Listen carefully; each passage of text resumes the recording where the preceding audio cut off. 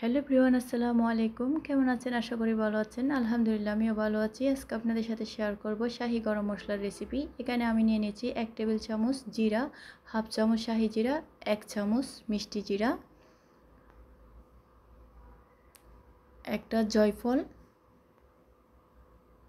1 টুকরা জয়ত্রী, 4 টুকরা দারুচিনি, একটা স্টার মশলা, 1 টেবিল চামচ এলাচি, 3টা শুকনো মরিচ, 1 টেবিল চামচ ধনিয়া, 3টা তেজপাতা,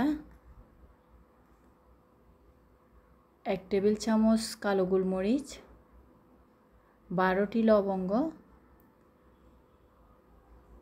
হাফ চামচ কাবাব চিনি। প্রথমে আমি তেজপাতা আর শুকনো মরিচ একটু ঢেলে নিচ্ছি, এগুলো আগে দিয়েছি। এরপরে বাকি মশলাগুলো দিয়ে দিচ্ছি।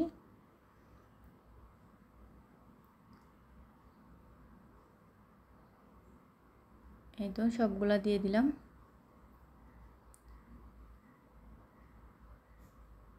দিয়ে ভালো করে নেড়ে ছেড়ে দিচ্ছি। মশলাগুলো যেন না পুড়ে।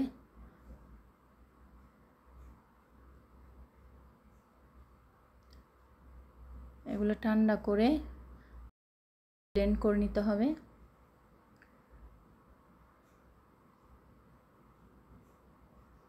এই তো এখন আমি একটু ব্লেন্ড করে নিচ্ছি।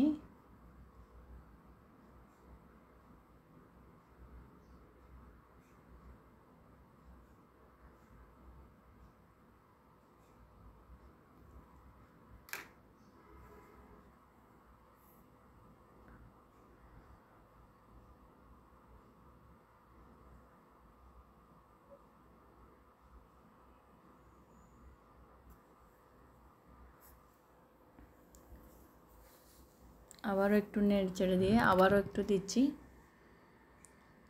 হতে একটু সময় লাগবে। এই তো